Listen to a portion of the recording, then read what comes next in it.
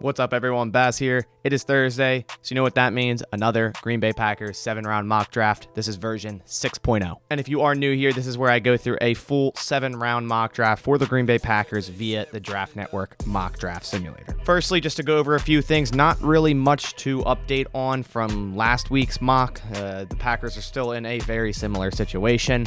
Obviously, still a huge need at wide receiver. They haven't signed or traded for anyone yet, primarily outside wide receivers. And I made a video on this a couple days ago, basically explaining why Packers need to target outside receivers in this draft and why it takes some of the other receivers in the early to mid rounds off the Packers board, in my opinion. If you want to go look at that, just click the link right above. And then, of course, tackle is still in need. I mean, offensive line in general, but more primarily a right tackle, as is edge. The Packers need a rotational third edge guy for sure. And the Packers also need a third safety in this draft quite early, in my opinion.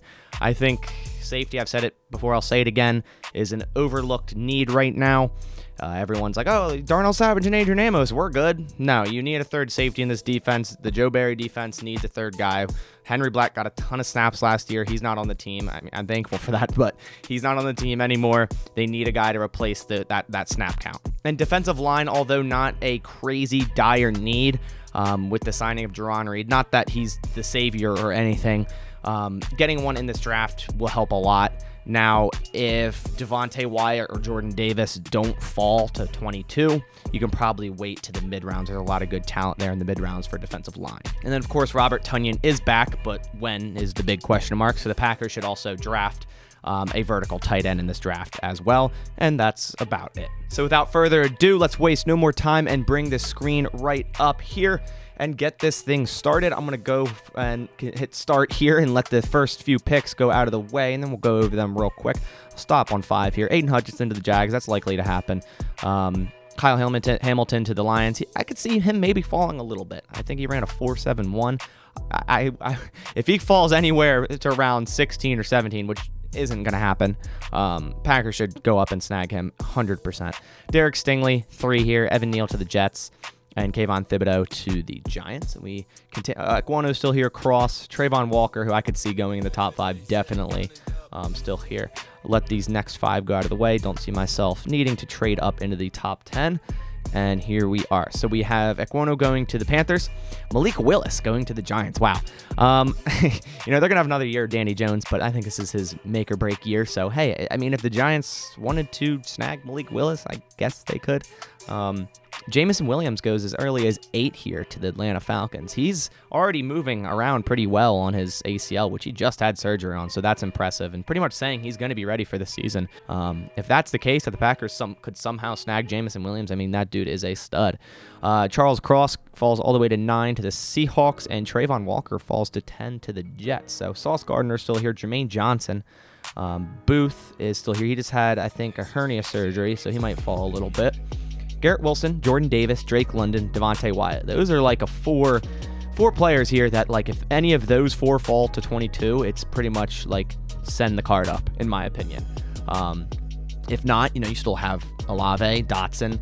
A lot of people like Treylon Burks. I mean, to me, him playing like 71% of snaps out of the slot is kind of like a to me, because the Packers need outside guys. Now, that's not saying Treylon Burks can't play outside, but I'd rather have a guy like London who plays 91% of the snaps outside for the Packers in this draft, because that's exactly what they need.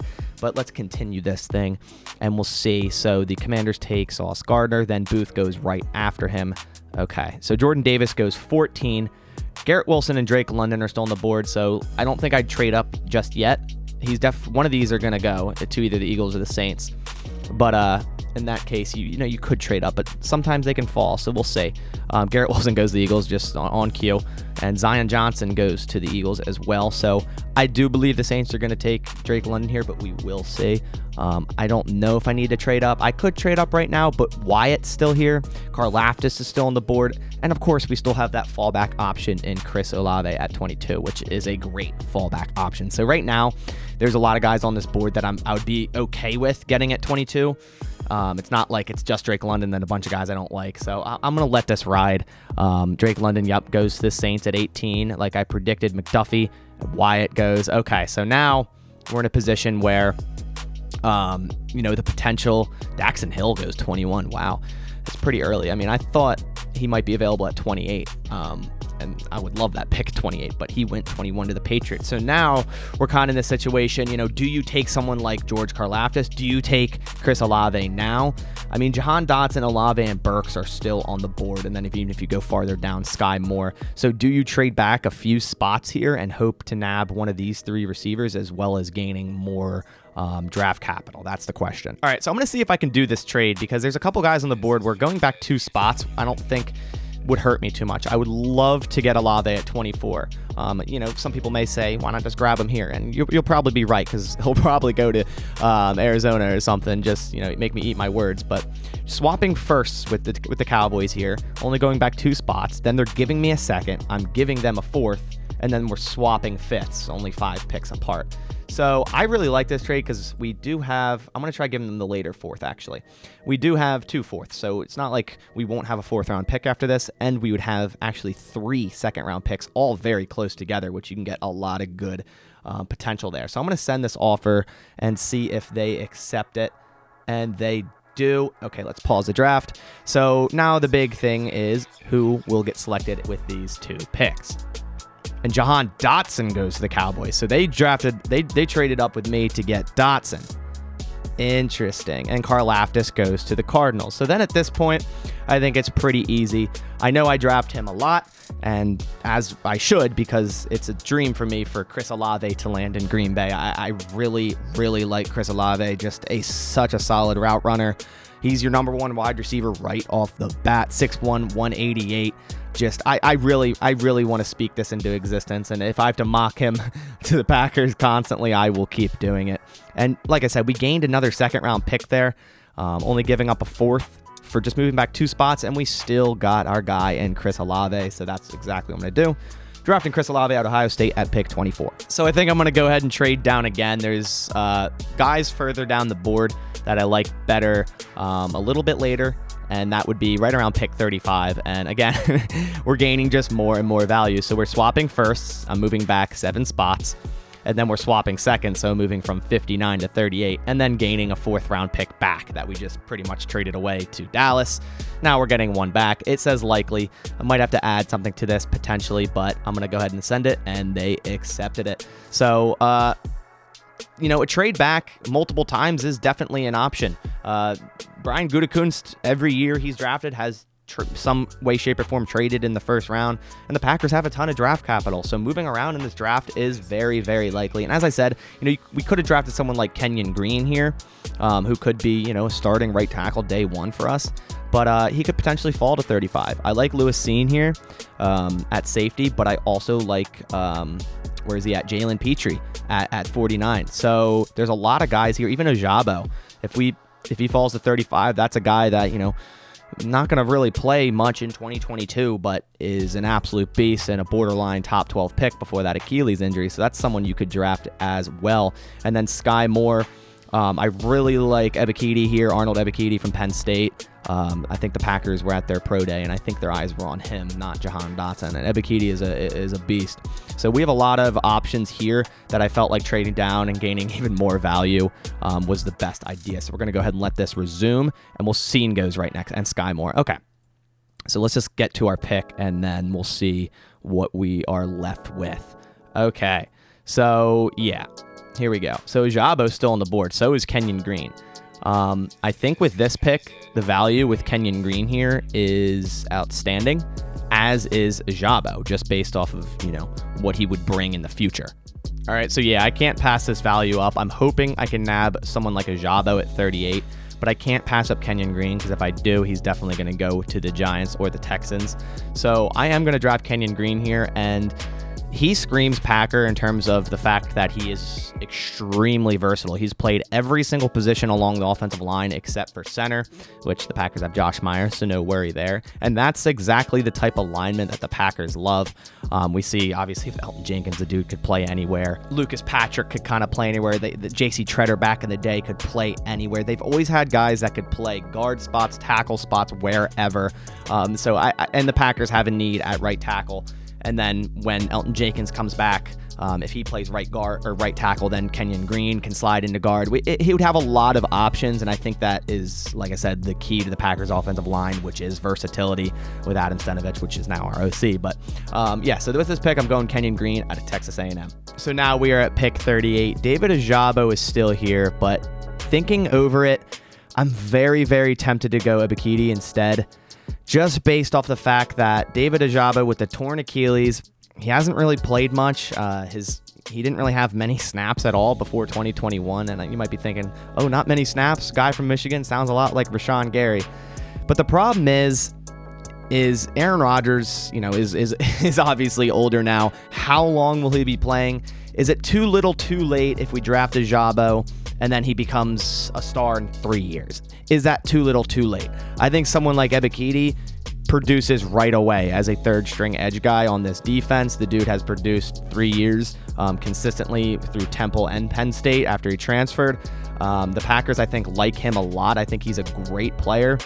So I think based off of the Packers going all in again, this just makes a little bit more sense. So as much as I would love to take Ojabo here, and I'll probably second guess myself editing the video or something, as much as I would love to do that, I think for right now, Ebiketie just makes more sense. So I'm going to go Arnold Ebiketie edge from Penn State. And then, of course, the next pick with the Chicago Bears, they take Ojabo. So if this happened in real life, this would be something talked about for a long time in the future, whether or not it was the right choice to take Ebiketie over Ojabo and what ends up happening there. That would be very, very interesting. So now we jump up to pick 53. I was going to take George Pickens if he fell. Obviously, the Bears ruined that dream. He got picked at 48. So right now, it's a pretty easy pick for me, and that is Jalen PITRE. I really like him. The Packers, like I said, desperately need a third safety. Looking at his PFF grade, 88.6. He only allowed 31 receptions for 268 yards. He had 2 interceptions, allowed a 55.2 passer rating, and last year, 47.1 passer rating. This dude is the definition of a great, versatile player for the Joe Barry defense. Could play that star role if you need him. 92.7 run defense. And if you see his snaps by alignment, this is exactly what I mean by versatile. 600 in the slot, 122 box, and 153 on the D-line, rushing the passer. So this dude is the definition of versatile, and he plugs right into our third safety spot, which actually has a lot of snap usage in the Packers defense. I believe Henry Black played just under 30% of snaps, which is a lot of snaps for a third safety. So in this case, again, I drafted him, I think, in the last mock or the one before that, but it's an easy pick for me. He's one of my draft crushes. So Jalen PITRE out of Baylor is my pick here at 53. So here we are at pick 56, just 3 picks later.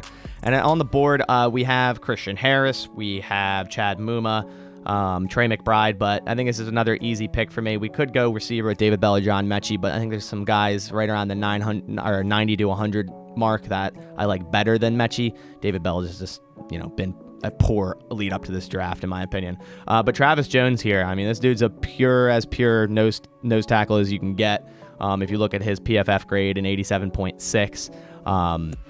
4 sacks. He had a bunch of run defense snaps. This dude, 86.8 run defense, 11.5 pass rush win rate, 7.8% run stop rate. So where the Packers struggled last year, which was against the run, adding people like Jalen PITRE and Travis Jones would really shore up that side of the defense and make this defense even more solid. Like I said, defensive line isn't a drastic need for the Packers right now. They did sign Jerron Reed. But Travis Jones would just give them a lot more flexibility, versatility in terms of moving Kenny Clark around a little bit in different tech spots. And then also early downs against the run, Travis Jones would be the guy you throw in there to stop the run. So that's exactly what my pick here is at 56. I think it's a steal as well. Travis Jones, defensive lineman out of UConn. So here we are in the 3rd round at pick 92. And again, just like the other 2 picks, it's an easy selection for me. I haven't really prioritized linebacker in my previous mocks, where if someone like Leo Chanel fell to 92 and he's sitting here right at the top of the board, I'm running that card up. Wisconsin bias aside, Leo Chanel is an absolute beast in terms of run defense. And again, the last 3 picks was for run defense, and he didn't do great in coverage. But Devondre Campbell is our coverage linebacker. And then, of course, if you have PITRE, he's your box guy that can cover tight ends, running backs on later passing downs. But if you look at his PFF grades this year, 91.5, 74 tackles, only 12 missed tackles, a run defense grade of 94.1. He had 44 run stops, which is tied for 9th. Like I said, his coverage, not the best, but you're not going to use Leo Chanel as a coverage linebacker. He's going to be your early down guy to pair with Devondre Campbell. And I do like Chris Barnes. I do think he's going to keep progressing, but you can always add more talent to that linebacker room. Joe Barry being a former, linebacker coach, it makes sense to get a guy like Leo Chanel. And that's exactly what I'm going to do here at pick 92. I'm drafting Leo Chanel, linebacker out of Wisconsin. So now we are in round 4, and I think I need to double dip finally into wide receiver. Some people may be thinking you need to take 2 receivers minimum in your first 4 picks, which, yeah, if the right guys fall, if you can get Olave and Pickens like I wanted, I would have. Or if you can get Olave and Sky Moore, I would have, but that just isn't how it fell. The only 2 available at my later of second round picks was John Mechie and David Bell, which I'm okay on. I like some of this guy I'm going to draft next more. Kyle Phillips and Khalil Shakir, both slot guys, both with a lot of snaps in the slot in college. More so Kyle Phillips. He's like a pure slot guy. They do use him in multiple ways. But same with Khalil Shakir, who's a good receiver, but he's a slot guy. An outside receiver, on the other hand, the third guy on this board is Alec Pierce, a guy that I am really starting to love, and I really want him on the Packers. Not just because he reminds me a little bit of Jordy Nelson, but Alec Pierce is an absolute beast. He's 6'3", 213 pounds. He ran a 4.33 at the combine. The dude has tremendous speed. If you look at his PFF grade, 76.9. He had 52 receptions, 873 yards, and 8 touchdowns. And as we see, 321 wide snaps and only 53 slot snaps. So you can move him around if you need to, but he's your outside receiver. He's exactly that. He had a 81.3 grade versus man coverage. And adding, if the Packers were to add Chris Olave and Alec Pierce to this receiver room, I would be ecstatic. Those are 2 guys that I really, really like, and I think would really help out this receiver room. Adding those 2 to Allen Lazard, Amari Rodgers, and Randall Cobb would be a nice addition to that group. So with this pick, it's pretty easy for me. At pick 111, I am picking Alec Pierce, receiver out of Cincinnati. And as we see, Kyle Phillips and Khalil Shakir go the next 2 picks right after, so I think I made a good choice grabbing him at 111. So here at pick 132 in the 4th round, I did really want Jelani Woods out of Virginia, but he obviously, as all things go, went 2 picks before me. So in my opinion, I'm going to go for the next best thing in terms of the draft board. That's Okonkwo out of Maryland here, the tight end. Little smaller size, obviously 6'2", 242, but a lot of people consider him a running back in a tight end's body. The dude has extreme speed and power. If we see his RAS here, 7.98, but he ran a 4.52. Like I said, his size is definitely something to worry about, but the way the Packers use their vertical tight ends, he would be a beast in the Matt LaFleur offense. The dude has great yak ability, can break tackles, can stretch the field. Like I said, a lot of speed, a lot of size, and he kind of has sleeper written all over him. And for a team that has Bobby Tunyon coming back, getting someone like him to develop would be really interesting because, like I said, very athletic, fast, could stretch the field, go across the middle. They could use him in tight end screens. They could throw quick flat routes to him, and he could make plays out of that. And that's exactly how Matt LaFleur's tight ends usually work. So with this pick, I am going to Okonkwo, tight end out of Maryland. So here at pick 176, a few guys on the top of this board that I do like. Obviously, Matareza here, the punt god, I could select. I selected him on my last mock, which, if they selected him at pick around 5, I would not be mad at that. But I think I'm going to double dip into the offensive line for this pick in Thayer Munford out of Ohio State. An absolute unit, 6'6", 320 pounds. And if we look at his PFF grades, a much better year in 2020, but also a solid year in 2021 as well. If we see in 2020, he played 512 snaps at left tackle, and he played even more in 2019. So he had that insane grade at left tackle. So in my eyes, that's a good thing. This guy's versatile. He could swing out at left tackle for you if need be. He could probably play some right tackle. Again, another versatile lineman. And he played mainly left guard in 2021, but with 438 pass snaps, he only allowed 1 sack and 1 hit. And then, of course, with that 264 pass snaps in 2020 at left tackle, 0 sacks allowed. So this dude's a beast, and I think he's a steal here in the 5th round, no doubt about it. And I think he'd be a great addition to the Packers offensive line, just like Kenyon Greenwood. So with this pick, I am going Thayer Munford, offensive lineman out of Ohio State. With one of my last 2 picks here in the 7th round, I'm going to draft Isaiah Polamau. I do it in many other mocks. The dude ran a 4.28 at his pro day, which it's a pro day, so I doubt he runs an actual 4.28, but regardless, the dude is athletic and has speed. I don't believe he'll be here in the 7th round. I think he's more of a 5th/6th rounder. He could be a core special teamer and a developmental safety. As an easy pick for me here at 228. Low risk, high reward with Isaiah Polamau out of USC, so let's select him. So for my final pick in the 7th round at pick 249, I'm going to draft a 3rd wide receiver, which is very likely for the Packers to draft 3 receivers if they don't sign someone or trade for someone. They've done it in past years, the year where they drafted MVS and St. Brown, and they didn't even have that big of a need as they do this year. So Kevin Austin is a receiver that, again, I just don't see him being here in the 7th round. I think some team's going to take a flyer on him in the 5th or 6th. He's one of those guys where you just take a shot at, and it's low risk, high reward. He could develop into something great. Last year at Notre Dame had 888 yards and 7 touchdowns, a 72.4 PFF grade. So it's one of those guys where you're taking a shot at him here in the 7th round, and like I said, he could develop into a good receiver. 6'2", 200 pounds, and if we look, he has mainly out wide snaps, 319 snaps out wide, 89 in the slot. So again, can move around a little bit if need be. But this pick for my last pick at 249, pretty easy. Kevin Austin Jr. out of Notre Dame. All right, so now that the draft is finished, we can go over the picks. And I did a couple trade backs from 22 to 24 and then 28 to 35, gaining, I think, an extra 2nd round, an extra 4th round. So we got a lot of picks in this draft, and I think this is my favorite mock draft to date. I really like this one. I think I hit on a lot of needs and also got best player available at that time at certain picks, one of which being Chris Olave here at 24. There's not much more we need to talk about. Chris Olave would be a wonderful pick in Green Bay. Done, period. At pick 35, we trade down and Kenyon Green fell all the way to 35. I think he's a 1st round draft choice. So if the Packers were to trade down to 35 and Kenyon Green was sitting there, like I said, run the card up. The dude can play every position on the offensive line except for center. And at that case, he probably could play center. So Kenyon Green, the Packers have a need at offensive line, specifically right tackle. He could be your right tackle day 1 if need be. At pick 38, I had a little bit of a dilemma. David Ojabo was sitting there, but I came to the conclusion that Arnold Ebiketie would be a better selection for a team like the Packers in a win-now situation. Ebiketie is a beast. The Packers went to his pro day. I think they have their eyes on him, and I think he would be a great addition to this defense and a rotational 3rd edge rusher. Now, whether the Packers would select him over David Ojabo, it's hard to say. Ojabo with the torn Achilles, only really 1 year production. It's really hard to say.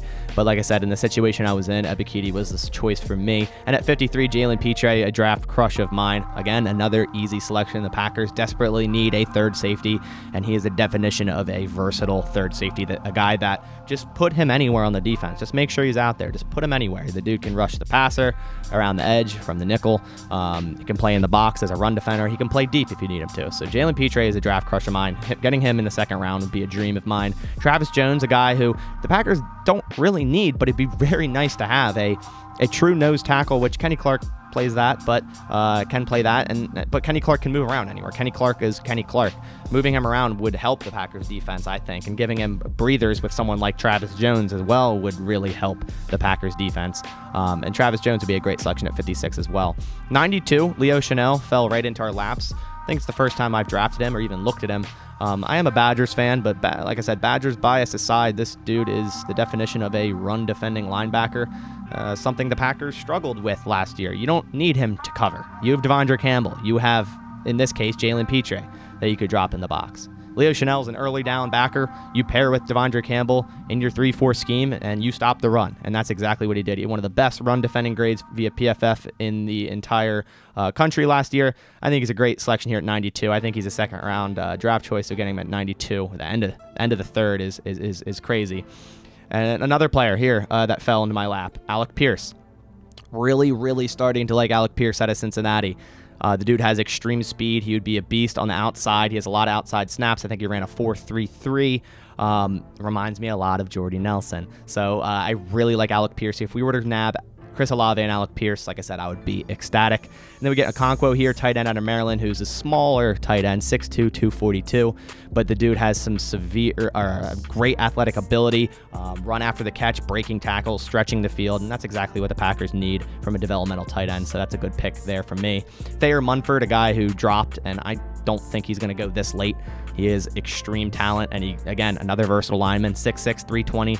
Last year, played left guard, had a decent year, only allowed 1 sack. Year before that, played left tackle, had a very, very nice year, didn't allow a single sack. Versatility, that's the name of the game for the Packers offensive line. Thayer Munford checks those lists. And then at 228, I drafted Isaiah Polamau, who I draft in a lot of drafts. Developmental safety, ran a 4.28 at his pro day.